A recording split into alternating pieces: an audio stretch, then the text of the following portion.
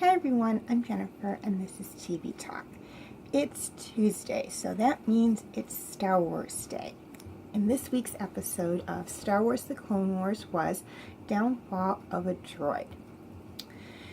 Grievous has the Grand Army of the Republic on the run, somehow able to figure out where they are, how many ships they have in a particular area, and what their battle strategies are. Obi-Wan, Anakin, and Ahsoka are convinced that he has a spy or a listening post somewhere in the area. With Grievous heading towards his post, Anakin comes up with a plan to capture him. However, while Grievous's battleship is destroyed, along with the battle droids on board, Grievous himself manages to escape, and Anakin's ship is badly damaged. Rex manages to find Anakin and bring him back to the Resolute. However, R2 is missing. Normally, this would not pose a problem, as the Republic routinely erases the memory of their droids before going into battle in case such a thing happens. However, Anakin never erased R2's memory banks, so he and Ahsoka have to find him before he falls into Separatist hands.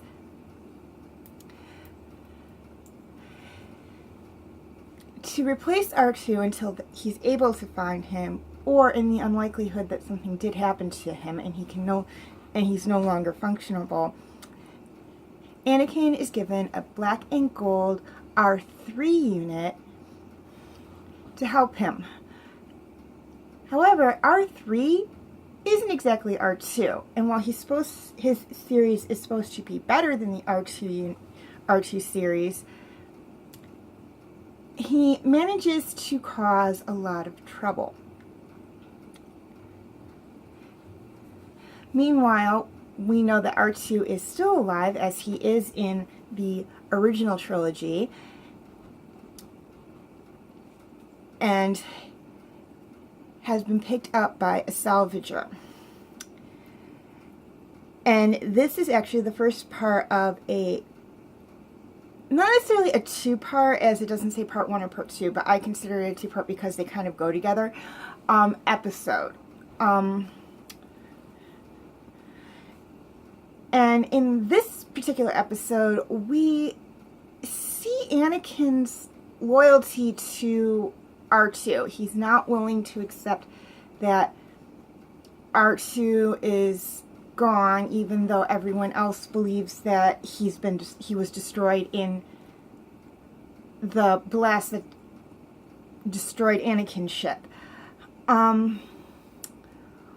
We also see a little more of the brother-sister bond between Anakin and Ahsoka, as Ahsoka is willing to help Anakin find R2, because she's a little attached to R2 as well.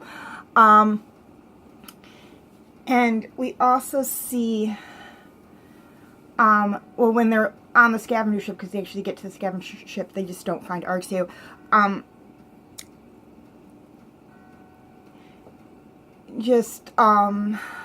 The reaction, or not really the reaction, but the way they play off each other, they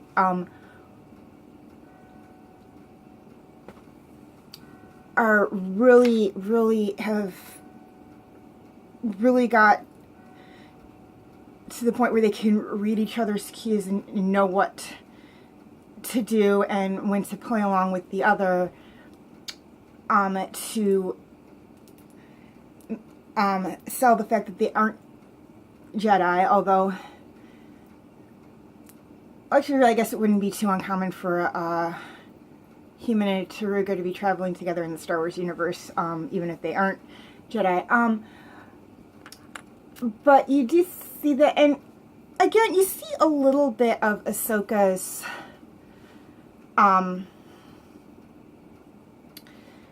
unique way of bonding with those in her group, as this is, I believe, the first time since the Clone Wars movie that she refers to Anakin as Sky Guy, and she refers to Rex as Rexster, and because the little R3 unit is gold, she calls him Goldie, and she did in a previous episode refer to R2 as R2E. She just likes to give little nicknames to the people she's around. You notice that a lot in the Clone Wars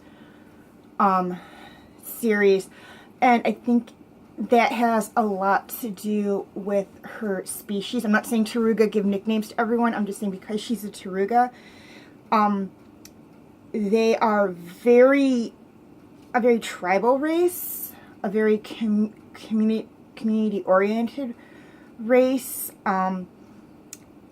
So, maybe giving nicknames to the people and droids she's around a lot is just kind of her way of establishing a communal bond with them. I don't know. For more information on the Togrutas, check out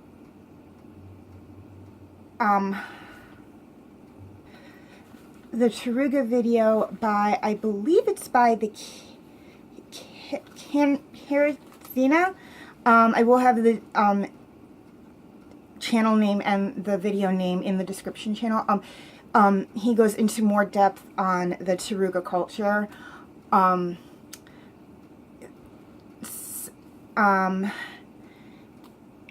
And well, that's about it. I don't want to give away too much. As next week we'll get into the second half of this little adventure. So, question. Question for this week is, for those of you who haven't seen the Clone Wars TV show, why do you think R3, despite being a superior unit model to R2, ends up causing so much trouble? So leave your answers in the comment section. Also feel free to leave your comments as well. And feel free to like and subscribe. That helps me out a lot. I'm up to 5 subscribers now. Also feel free to follow me on Twitter and Instagram. The information will be in the description section. And I'm Jennifer. Thank you for watching this video, and I will see you next time.